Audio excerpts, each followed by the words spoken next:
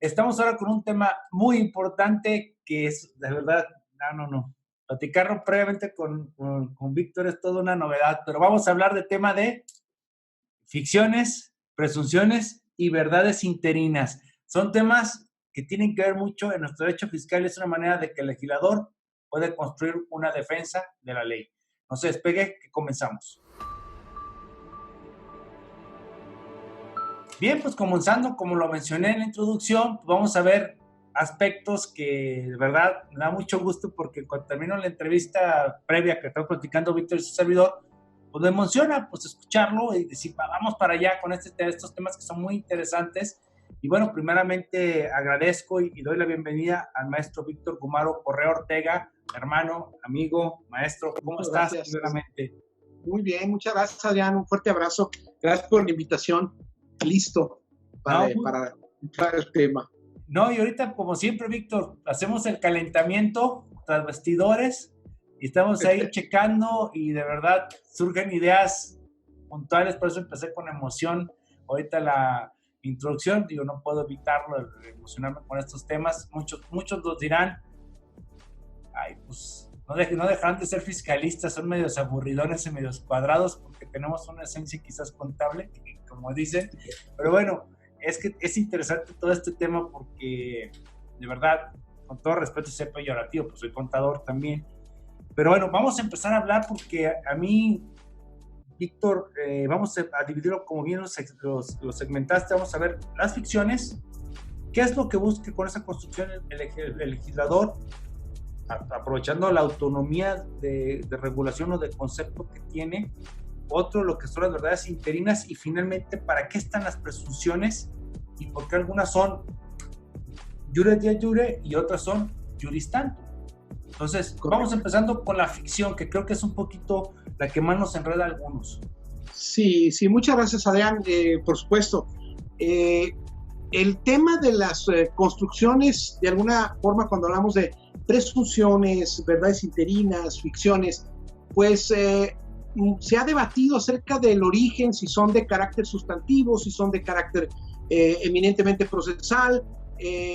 Lo que sí sabemos que tienen su naturaleza y que le sirven al legislador y le sirven a la administración tributaria, o en algunas ocasiones también liberan de carga la prueba, etcétera, en algunas situaciones también a los contribuyentes, como en su defensa, en sus argumentos. Entonces, cuando entramos a la ficción tributaria, pues es una técnica de construcción, evidentemente, de una construcción jurídica de la norma fiscal.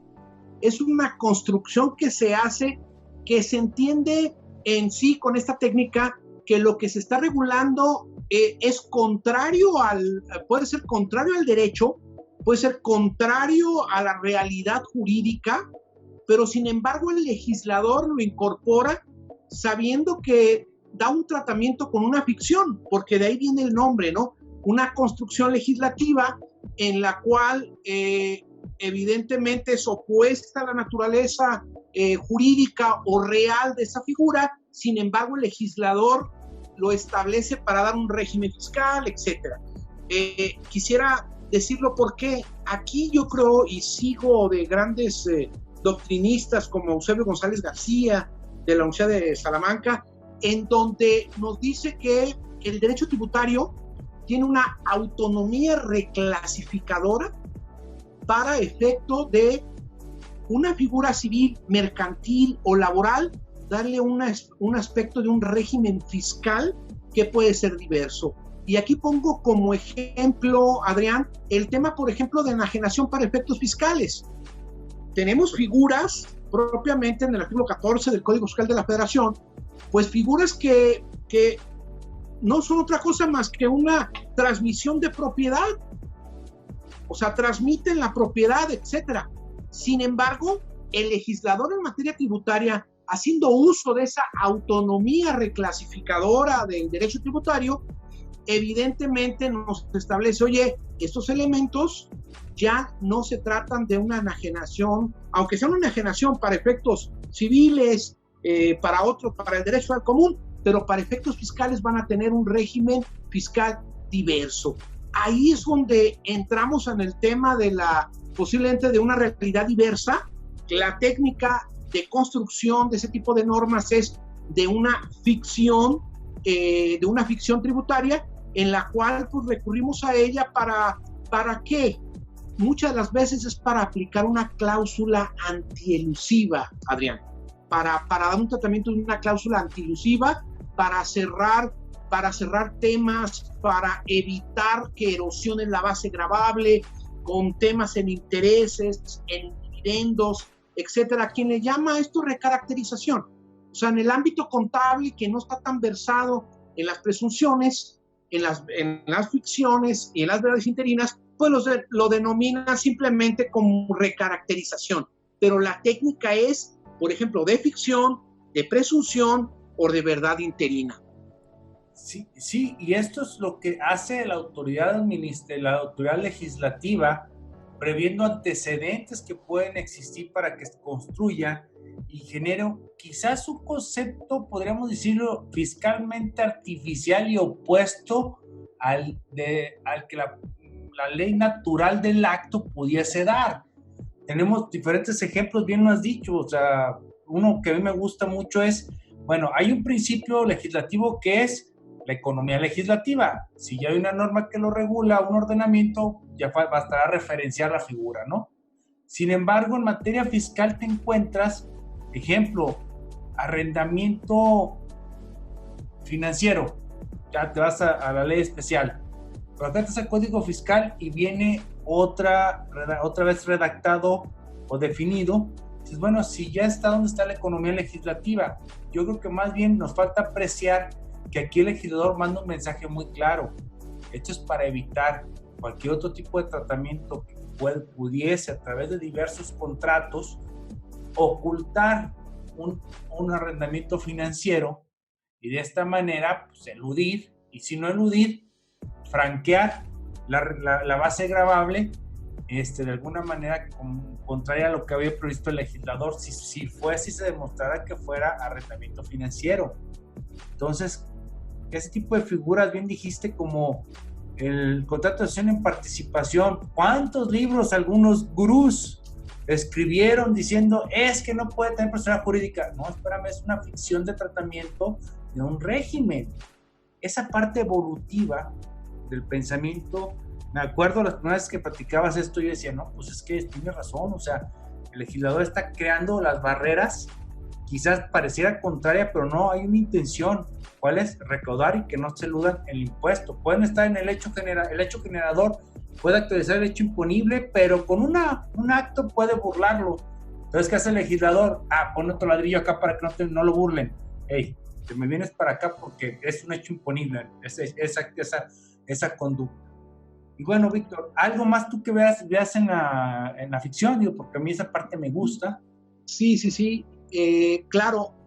Sí, quisiera nada más también tocar rápidamente, si me permites un minutito, a platicar de la verdad interina en cuanto a su concepción, porque la verdad interina lo que trata es una dispensa de prueba para la administración tributaria. O sea, la verdad interina es una norma, es también una construcción normativa del legislador en donde dispensa de prueba sobre todo, bueno, en caso de, si hablamos de la legislación fiscal, hablaremos dispensa a la administración tributaria, pues de una carga que sería muy compleja de cumplirla, de recabar una prueba. Entonces, la verdad interina es cuando precisamente nos establece al grado de decirnos que los actos, por ejemplo, administrativos, se presumen legales. En el artículo 68 del Código Fiscal de la Federación nos establece, oye, para un acto administrativo se presume legal, salvo prueba en contrario. Entonces, aparentemente tiene una apariencia de una presunción, como si fuese una presunción de carácter juris tantum, admite prueba en contrario. Hay que tener mucho cuidado, porque pudiese el legislador utilizar una ficción o una verdad interina y la podemos confundir con otro tipo de norma. Y si vamos a tribunales confundiendo la naturaleza, pues estaríamos con un argumento que sería incorrecto, que sería infundado. que partirías de un argumento inválido para que llegaras a un tribunal a plantear una adecuada defensa. Entonces, sí hay que distinguir la verdad interina, que es un procedimiento tributario que se acerca al tema de la prueba de revelar o de dispensar de la prueba, y por otro lado, de la ficción tributaria, que es también la construcción normativa que tiene que ver con, pues con el tema que ahorita abordábamos, la realidad se aparta de la realidad del legislador de los hechos, de la naturaleza jurídica, y le da un régimen fiscal diverso. Y también, por otro lado, las presunciones legales, que es las que contiene el Código Fiscal de la Federación. En cuanto a presunciones, pues tenemos de dos tipos, tú lo decías al principio: la presunción jure et jure, que no admite prueba en contrario o presunción absoluta, y la presunción juris tantum, o que admite prueba en contrario.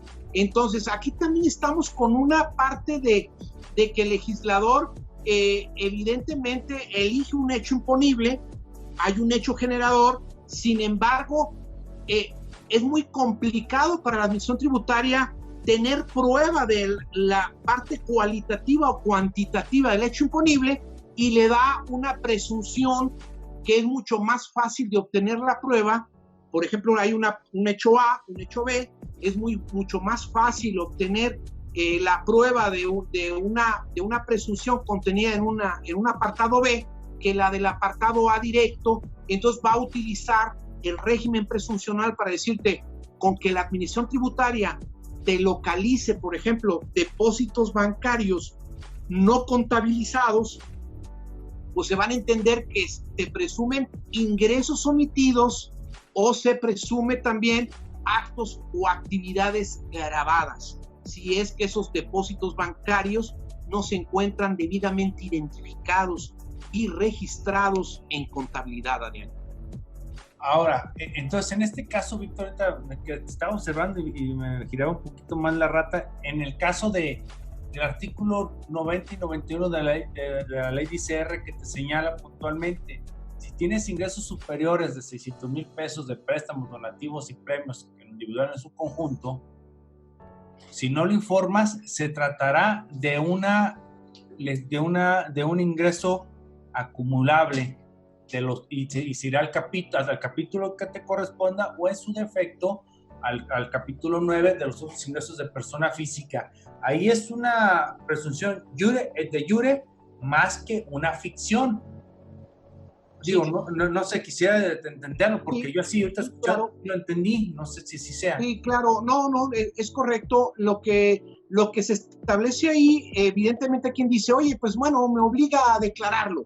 O sea, no nomás es una descarga declararlo, es una construcción y una norma de carácter fiscal que te establece como núcleo central una presunción en la que te dice, oye, en caso de tratarse de este tipo de ingresos, pues tendrás que declararlos, tendrás que informar los mismos, y si la misma normativa te establece en caso de no tener esa declaración correspondiente, entonces te dirige a que se considere ingreso acumulable en un capítulo o en otro, ¿no? Entonces, evidentemente estás frente a una presunción de carácter de jure, en la cual evidentemente pues tendrías que darle ese tratamiento, estimado Adrián. Con todo claridad, se trata de una presunción. Así es, o sea, es lo que te decía, o sea, una ficción tiene un objetivo muy claro de construcción de una barrera para evitar que se salga del marco contributivo o del hecho imponible un hecho generador. En cambio, sí, una presunción, pues bueno, de algo conocido, en este caso, pues ahí están los depósitos, ahí están los préstamos, pues infórmalos, pero si no lo haces, te vas a tener una sanción muy severa, te lo vas a acumular. Pero por otro lado tenemos los de 55 de código, donde ya estamos hablando de presunciones que efectivamente la autoridad no puede tener su trabajar como administración pública, entonces se va a llenar de información conocida, pero le va a faltar una parte. Entonces ahí es donde dice, a ver, vamos a presumir, vamos a tomar lo que dice el artículo 14 de la ley del impuesto al valor agregado. Entre otros se entenderá enajenación, no, el 14 no, vendría siendo el 8. Enajenación te dice faltante de inventarios, pero es salvo prueba en contrario, ¿sí? Entonces ahí ya tenemos plenamente una presunción que ya será de ti aclararlo. Sí, sí, muchas gracias, Adrián. Efectivamente, el artículo 55 del Código Fiscal establece los diferentes supuestos jurídicos en los cuales vas a determinar de manera presuntiva, entre otras cosas, tocabas el tema de inventarios, de omisión del registro en más de un 3% en varios de los conceptos que se estén determinando, omisión de operaciones, ingresos, compras, etcétera, para determinar ese supuesto, ¿no? Evidentemente aquí cuando toca la norma que debe de establecer como persona, en principio habla, oye, simplemente obstaculizas el ejercicio de facultades de comprobación. O sea, en ese primer supuesto, pues entiende que quieres ocultar todos los elementos de contabilidad y sobre una base cierta. Entonces, evidentemente la autoridad va a utilizar la base presunta, ubicando en cualquiera de los supuestos que acabas tú de tocar, faltante en inventarios, un tema que también viene en el 58, que vamos a ver posteriormente, 58, por ahí 58, 58A, si lo recuerdo, cuando también te habla de modificación de utilidad o pérdida fiscal, que esto venía en ley de impuesto a la renta y lo trasladaron a código, porque evidentemente las presunciones tienen naturaleza procesal, entonces no sustantiva. Entonces el legislador se da cuenta de reubicar la norma de renta, a decir, oye, pues, ¿qué está haciendo por acá? Eso sí es un procedimiento para determinar, pues, qué pasa con la utilidad, si no se ajusta a precios de mercado, si estoy corriendo ciertos procesos de investigación o de fiscalidad, tanto doméstica o internacional, y de alguna forma te voy a modificar.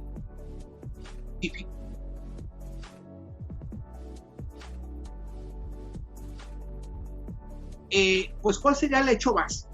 Y luego un hecho presunto y su nexo causal para efecto de aplicarte la normativa, ¿no? O sea, de aplicarte, oye, modificaría tu utilidad en virtud de que, pues, no cumples con los contenidos de la normatividad en cuestión. Entonces, es un ejemplo latente cuando hablas del 55 o cualquiera de esos temas que se esté fiscalizando y que se lleve una determinación basada en un supuesto primero normativo, que se debe actualizar ese supuesto. La base de la norma tiene que estar debidamente actualizada y, una vez realizado este mecanismo, acreditar cuál es el hecho base de la presunción y qué indicios tenemos para efecto de poder darle todas las consecuencias que la norma te dice. Hablamos de depósitos en efectivo, hablamos de localizar, por ejemplo, en una empresa, cheques, etcétera, a nombre de terceros, pero de una chequera fiscal determinada, etcétera, que pudiera tomarse como base de una presunción. Y normalmente tenemos una presunción juris tantum, la que el legislador está permitiendo en la técnica legislativa que podamos aportar prueba en contrario, podemos aportar para defendernos, ¿no? Para mí, otra de las aunque parece una norma mixta, Adrián, pero el mismo 69B, cuando habla de efos y edos, parte de supuestos presuntivos, o sea, está partiendo de una presunción, parte de la presunción que una persona física o moral carece de vamos a decir, carece de infraestructura, carece de capacidad, carece de personal, carece de todos esos elementos, y por lo tanto yo presumo que se basen en operaciones que son inexistentes, y serán operaciones inexistentes.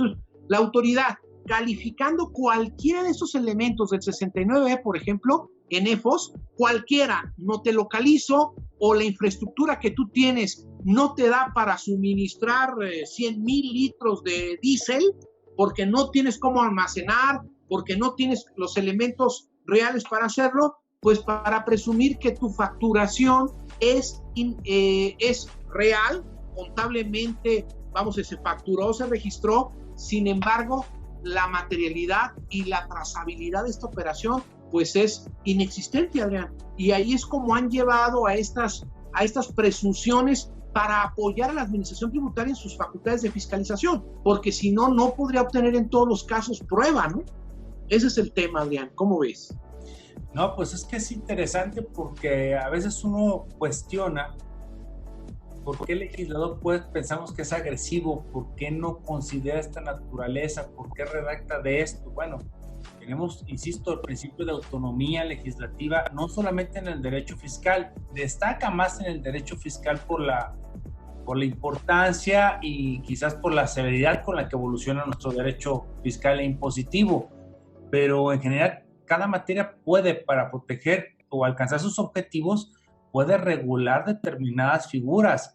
Cuando no, el legislador no tiene por qué construir, hace de manera económica e inteligente el uso de la legislación existente, pero en lo fiscal, con tanto movimiento, tiene que estar correcto.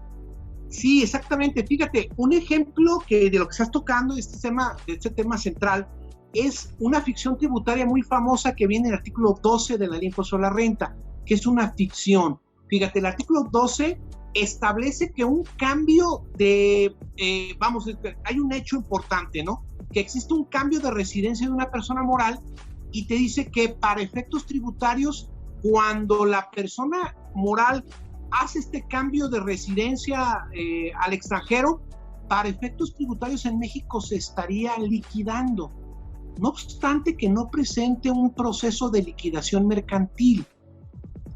Simplemente presentando un aviso ante el RFC en la cual estoy cambiando mi residencia fiscal y por consecuencia bajo esta premisa de una ficción tributaria que es contraria a la realidad. O sea, yo no me estoy liquidando, yo nomás presenté un cambio, un aviso de cambio de residencia para efectos fiscales. Sin embargo, la consecuencia que me dice el 12, oye, se va a tener como liquidada para todos los efectos, pero también se considera que enajenaste todos los activos a valor de mercado y que ya podrías estar pues generando o detonando el impuesto a la renta por este acto. Pues eso precisamente, estimado Adrián, estás hablando de una ficción tributaria porque el legislador hizo una construcción legislativa en la cual te cambió el elemento central de la norma, pero te está diciendo cuál sería el efecto y las consecuencias en caso de presentar simplemente un aviso. Esto viene de atrás, precisamente de estudios de la OCDE y demás, donde hubo muchísimas planeaciones fiscales en base a hacer cambios de residencia de una compañía mexicana. Se les llevaban a Holanda, etcétera, ya las liquidaban. Entonces, muchas veces se llevaban en la panza de estas empresas pues activos importantes, ¿no? Y dejaban de pagar impuestos en México. Entonces, te fijas, la finalidad es antielusiva, pero efectivamente con una ficción muy bien bajado el balón, reglamentaria, y que te puede llevar a tribunales y a debatir estos temas. No, es que sí, de verdad, ahorita cuando dijiste el 12 dije, ¿sabes? Cuando se ve la liquidación para efectos fiscales nada más porque la entidad no se extingue, la personalidad jurídica sigue para el mundo de derecho societario operando, pero bien dices, vamos a exprimirte lo que generaste aquí, ya puedes irte donde quieras, tribute y ya te lo llevas. Puntos. Eso se dice jugando bonito. Oye, y otro tema que también te quería decir, también te acuerdas el caso también de personas físicas que presentan su cambio de residencia fiscal claro, a un paraíso fiscal, ¿no? Que le dice, permíteme, te vas a quedar detenido con una ficción tributaria muy importante los 3 ejercicios fiscales siguientes en México. O sea, te vamos a exprimir y eso se le llama impuesto de salida. O sea, te vamos a exprimir, sacas todo y ya, pero lo hacen a través de una técnica legislativa que se llama ficción tributaria. No, sí, tienes toda la razón y lo hemos platicado. O sea, no es ilegal irnos a un paraíso fiscal. ¿Quién no quiere irse a vivir con Richard Branson ahí en Islas Británicas, Vírgenes Británicas? Pero hay que seguir las reglas, porque muchas de esas ocasiones es precisamente para irnos a bajar nuestros impuestos o nuestros activos, tenerlos en otro lado por cuestiones tributarias. Muy buena jugada, ya no hacía decir el 78 para empresas informativas, pero bueno, ya no tiene caso. Creo que diste el mejor ejemplo que acabamos de ver con residencia fiscal, ¿no? 3 años te va a estar observando, ojo, nada más si hay cambios en amplios términos de información, surte efectos a la primera. Pero eso es correcto, eso es jugar bonito, eso es lo bonito. Correcto, sí. Adrián. Pues bueno, Víctor, pues de verdad, como siempre, de verdad es un deleite platicar, y pues ahora nos aventamos un 2x1, y pues no dejen de echarnos porras, porque pues sabemos, vamos a escoger otro medio álgido, Víctor, otro que dé que hablar. Pues ahorita se vence el día 31, se vence lo de la informativa de Refipres, ingresos obtenidos en regímenes preferenciales. Habrá que analizar la regla, porque la regla salva a muchos, porque no presentar la declaración no es una falta administrativa, es una comisión de un delito del RFC del 111. Pero la regla miscelánea está creada para salvarlos. Sí, creo que sí. Podría ser un tema para abordar la próxima cápsula. ¿Cómo ves? Ya está. Pues Víctor, cierre, hermano, vamos a despedirnos. Muchísimas gracias, Adrián. Sí, mira, mi conclusión nomás como cierres, yo les recomiendo a los diferentes operadores jurídicos, a fiscalistas, a colegas, que analicemos a la luz de la doctrina de la ficción, de las ficciones de la verdad interina, de las presunciones jure de jure, juris tantum, pues la naturaleza de cada norma, porque esto va a ser la base de nuestra argumentación. O sea, cualquier litigante en un tribunal o el consultor en una carta de abogado o una carta de auditoría, un contador público certificado, etcétera, va a necesitar llevar a cabo argumentos concretos y correctos respecto a las normas. Entonces es muy importante ver esta naturaleza, acercarnos también a la doctrina, porque es una fuente del derecho fiscal importante, y nos va a permitir apreciar una correcta interpretación, nos va a poder llevar a aplicar correctamente el artículo 5 del Código Fiscal de la Federación en cuanto a cómo vamos a llevar a cabo la aplicación y la interpretación jurídica de una norma fiscal.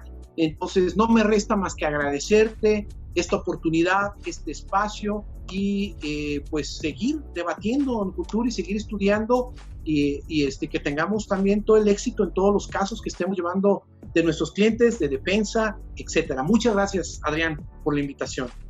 Bueno, Víctor, a mí ya no me dejas cerrar más que decir que, perdón por el presente, pero qué chingón. O sea, me gusta aprender en esas entrevistas, prepararme para tener un diálogo con mis amigos, y de verdad son figuras que tú bien dijiste, no las construimos bien en nuestra cabeza y decimos, es que no entiendo la ley, pues es que no entiendes la figura, no entiendes la intención, no te vas a lo que tenía en la cabeza el legislador cuando creó la norma.